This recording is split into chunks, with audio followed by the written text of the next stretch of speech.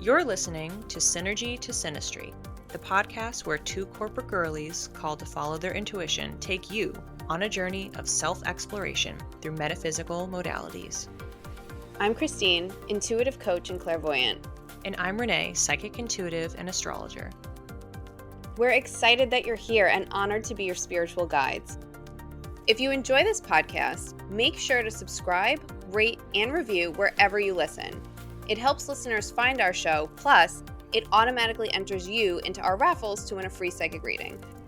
Now, let's get into the episode.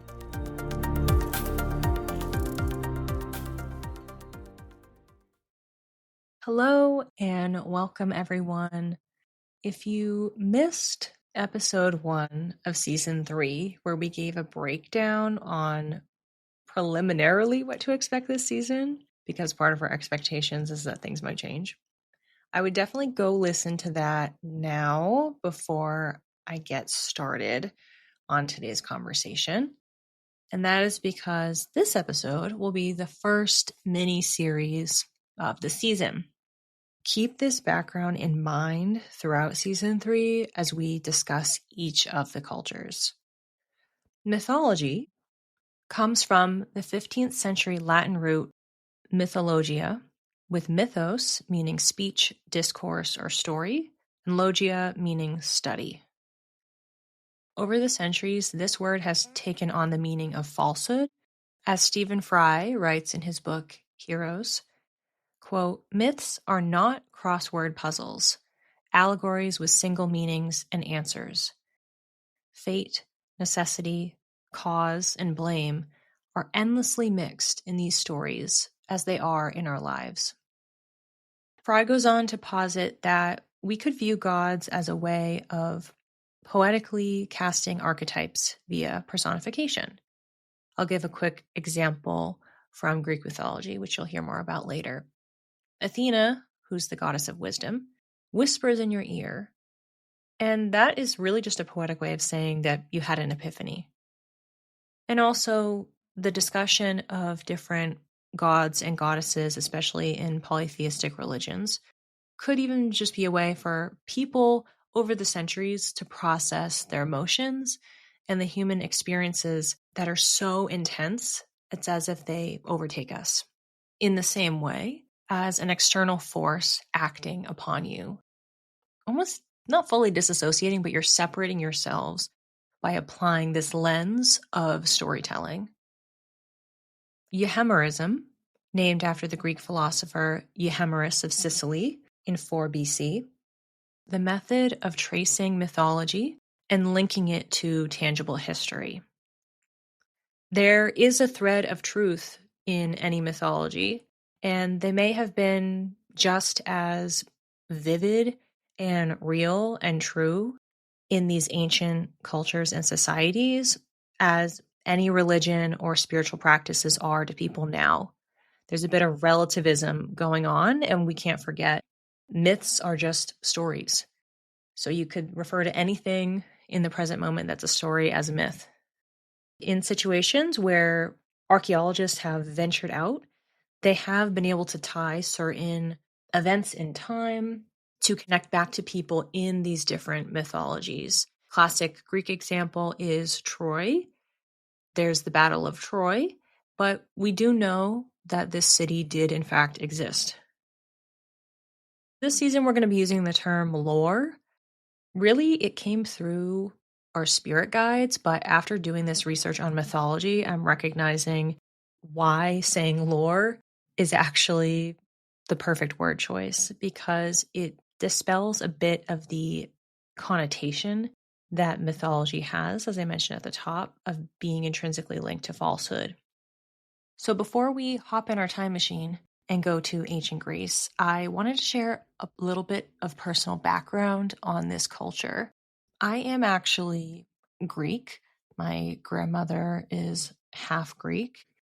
In my 6th grade English class, we learned about Greek mythology, and I remember knowing that I was Greek, that I had a particular affiliation fascination, interest in it. Of course, growing up, watching Disney movies, they had the movie Hercules. That's got some of the best music, and I always loved that movie. And interestingly enough, to loop Christine in on this a bit, in 2025, when we were recording season 2, for both of us, this topic of Greek mythology kept popping up over and over and over again. For example, when Christine was in Italy, she kept seeing owls everywhere and then had this intuitive hit that she should message me. And of course, when she did, I was like, wait, I don't know why she's sending me these owls. I don't get the context of this. So why is this of significance? In very, very short time, I started seeing owls in more places. For example, the Chani app, they launched Pallas Athena, a Greek goddess who we will talk about later. One of her symbols is the owl. When I saw that, I was realizing, hold on, I have a little Athena owl on my desk. When I had lived abroad, summer 2023, I was in London for about a month. Honestly, when I travel, I don't usually buy myself things or trinkets. And I made a point of looking around to see, well, is there anything that I might want to buy while I'm on this trip? And one of the very, very few things that I did, in fact, buy for myself that I was really drawn to was we had gone to the British Museum, and I was looking around and around and around and trying to find something to get for myself in the gift shop. And I found this little tiny, it's probably an inch to an inch and a half maybe tall, silver owl of Athena. And for some reason, I was really drawn to it. And so I decided to buy it and bring it home with me. And I've had it sitting on my desk ever since. It took Christine pointing this out while she was abroad for me to recognize, oh, wait, isn't that kind of interesting that for whatever reason I chose to buy that? I bought this Greek symbol from the British Museum. So that being said, when Christine and I were actually channeling with our spirit council for our season 3 plan, this topic of lore came in. Both of us had Greece on our list. They were already planting seeds during season 2, well before we sat down to conceptualize season 3, that this type of storytelling, and specifically the Greek culture and history and mythology, is one that would be worth discussing.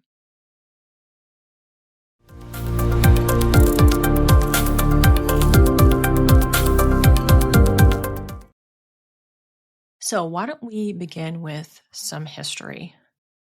Hellenistic paganism, or Hellenismos, originated in the Eastern Mediterranean.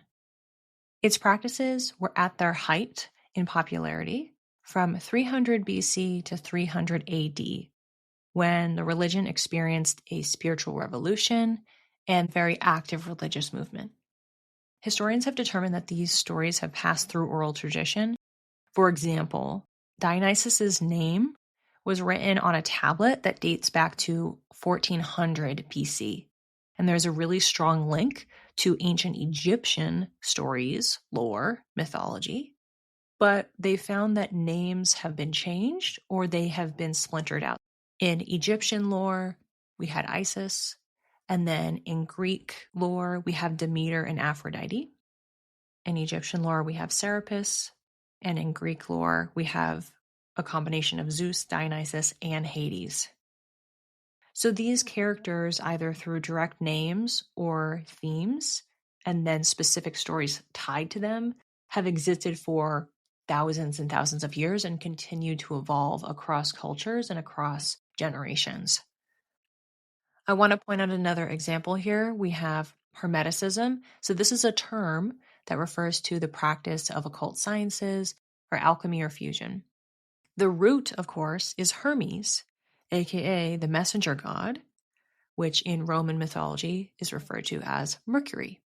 So it actually is important to know your history because there are so many Greek words and terms that originated during and around this time, and a lot of them do in fact relate to the Greek lore. Now that we understand a bit of when we are, it's story time.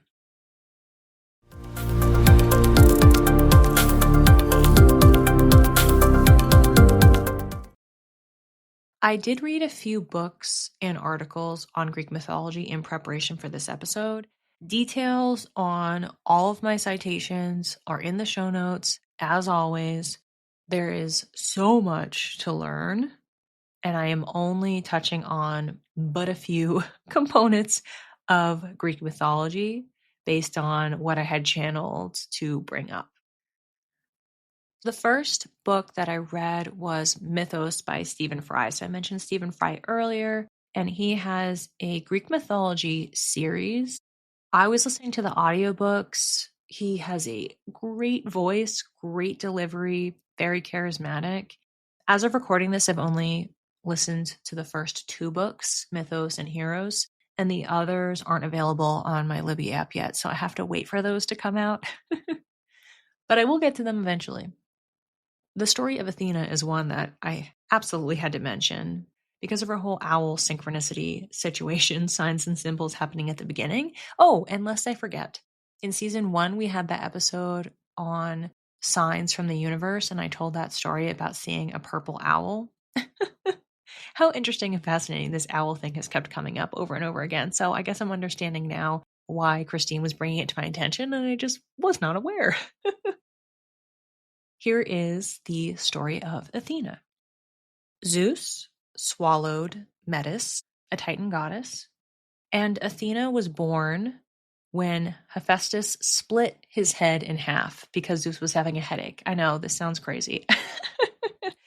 But these stories are so visual, vivid, and visceral, which makes them incredibly entertaining. There's like such a whimsy to them.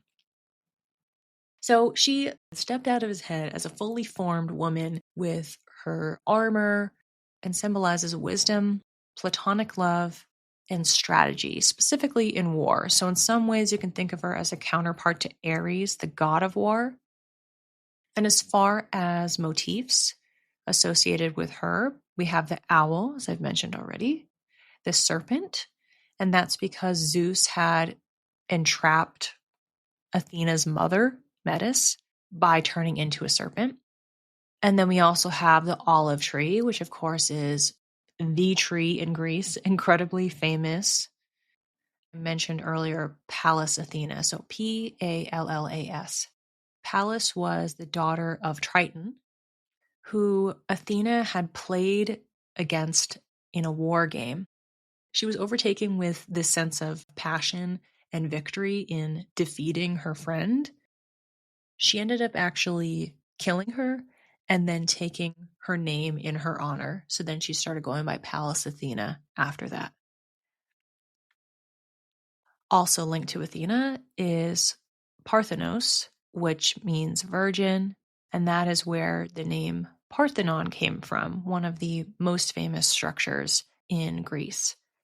And as you're seeing a pattern here, Athena, also related to Athens, is so major in naming conventions, in history, and identity of even modern Greek culture. I also wanted to mention another story, the creation of humanity. Different religions and different spiritual practices, there are different stories. And the one here is that Zeus, Prometheus, and Athena formed a little trio, collaboration, group project, and created humanity. So it was Zeus's idea because he wanted some playthings on Earth, and he contributed his saliva. Prometheus, who was a Titan, took that saliva and mixed it with clay to form the bodies. And then Athena was tasked with breathing life and inspiration into them.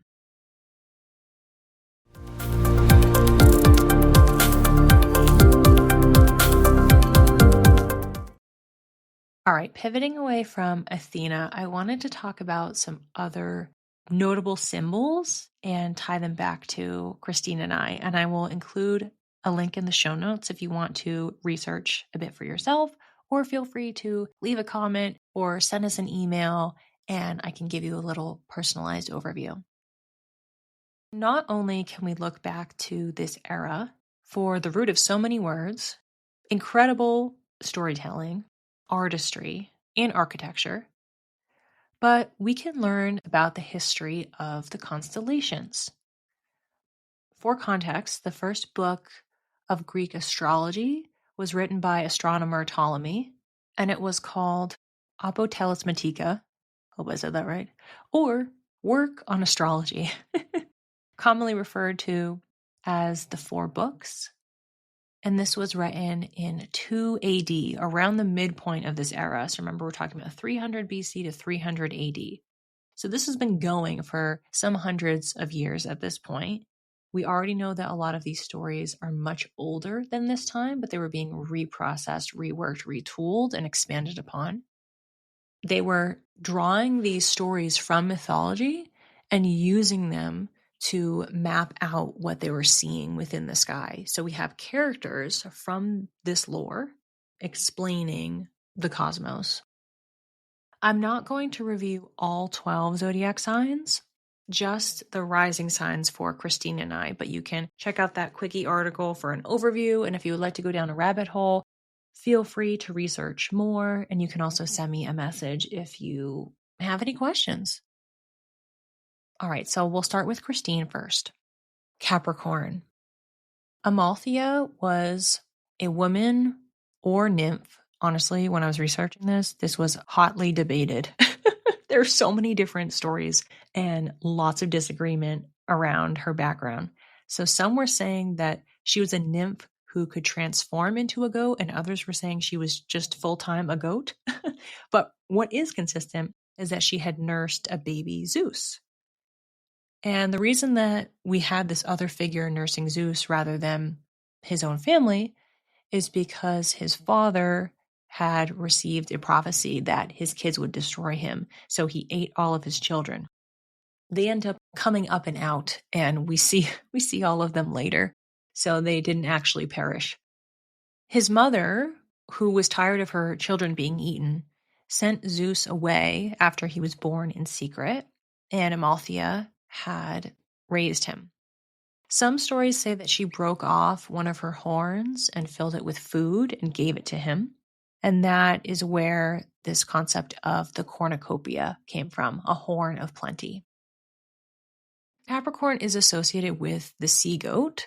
And naturally, in this situation, we have a goat that's in the mountain. It's a goat that climbs the mountain. Amalthea might have been the daughter of Oceanus, which could give us that sea goat component and tie her to the ocean. Another story that I saw to explain Capricorn is actually it's a combination of two different myths. The other being Pan, the god of shepherds and flocks, who was half man, half goat, jumping into a river to escape from Typhon, a serpent monster. He tried to transform into a fish, but he only partially changed. So therefore he was half goat, half fish, basically. Ultimately, whether it is either or both, we have this association for Capricorn with abundance and caretaking, which I thought was pretty interesting because normally we wouldn't associate those traits with Capricorn. We would associate them with Jupiter or with Cancer. Now, speaking of talking about my rising sign, the story here is much more clear and tightly wound. So we had Hera, who was Zeus's wife and also sister, one of the ones that came out of the father. Hera despised Heracles, also known as Hercules, because he was one of the many children born of Zeus's affairs with humans. She cursed him, which resulted in him accidentally killing his wife, Megara, and their children. If you commit a crime like this, because it is so horrific, you have to pay penance in some capacity. So he was charged with completing 12 labors. For the most part, it was taking down some beast or creature in a different land, such as slaying a lion. So then we see him wearing the lion's coat, the 9-headed hydra, and then retrieving Cerberus, the 3-headed dog, from the underworld. Shout out to Fluffy and Harry Potter. Hera tried to sabotage him along the way. While he was trying to take down the hydra, she sent a crab to aid it, but he ended up crushing it with his foot. So to commemorate the brave crab's efforts, she cast it up into the stars. Cancer is associated with memory, caretaking and family, in this case, RIP to Heracles' family, the crab, and then the mother, Hera. I do wonder how they actually chose which stories to create what. Because, of course, if you look up at the sky, you're not saying, hey, that Cancer constellation looks just like a crab. Like, we kind of draw shapes around it. So they had to be very strategic and methodical in deciding. So we want this to mean that. Maybe they were backfilling? I don't know. This is where we have euhemerism, where we can trace some components of these stories back to find truth, to find history, to find public record. But as with anything, just because they wrote it down doesn't mean it's true. Oh my gosh, I'm realizing as I'm saying this, how appropriate to be talking about this through that lens in these times when so much of our reality is questioned. We have the freedom to take what resonates from these stories, whether or not we want to believe them as true or not, the same as any other ancient religion and any other modern religion. Other just quick takeaways that I had from reading at least these two books, plus just my history of consuming some content in this area, reading some different articles. People will view them as their morality tales, like fairy tales or the Bible. They are showing you culturally and at the time what is right or wrong, what you should do versus shouldn't do, relationship dynamics in a really, really, really high percentage of these Greek lore stories. At some time or another, there's a god that says, don't do X. And that could be open something, look at something, ask something, share something. And most people will inevitably do that, even if it's literally at the 11th hour. They've basically achieved the task, and then suddenly something happens by accident, or they cave, and they end up doing the thing that they were explicitly told not to do. And as a result, they face a punishment, and this may be transfiguration. They get turned into an animal or disfigured in some way. They may be cursed, or they may be killed. I mentioned the Bible earlier. There's definitely a parallel here with God telling Eve, don't have the apple. And then eventually she does. In Greek mythology, they have a similar story. Pandora was told not to open a box. And when she does, it releases kind of the equivalent of the Eve story, like releasing sin and darkness. So when she had opened it, it released disease, sorrow, death. Always interesting to see the parallels and the through lines between these different categories of lore.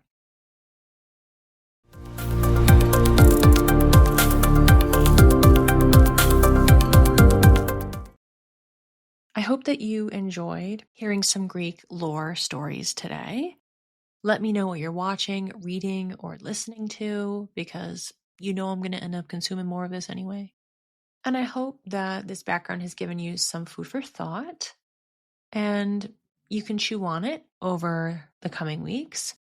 But I'll be back because we have part 2 of the mini-series, and that is the modernity episode. We'll be talking about how that lore is visible in the present day, how we can all, or maybe already do, engage with it, and ultimately its bigger picture relevance, because sometimes the past is present. Thanks for listening. If you'd like to learn more, the resources we used to prepare for this episode are listed in the show notes. If you're curious to develop your intuition, we've partnered with the Nuurvana Be Light program to give our listeners a $500 discount on tuition fees. Email us for more details and we'll connect you with the founder, Deganit Noor. Want to connect with us?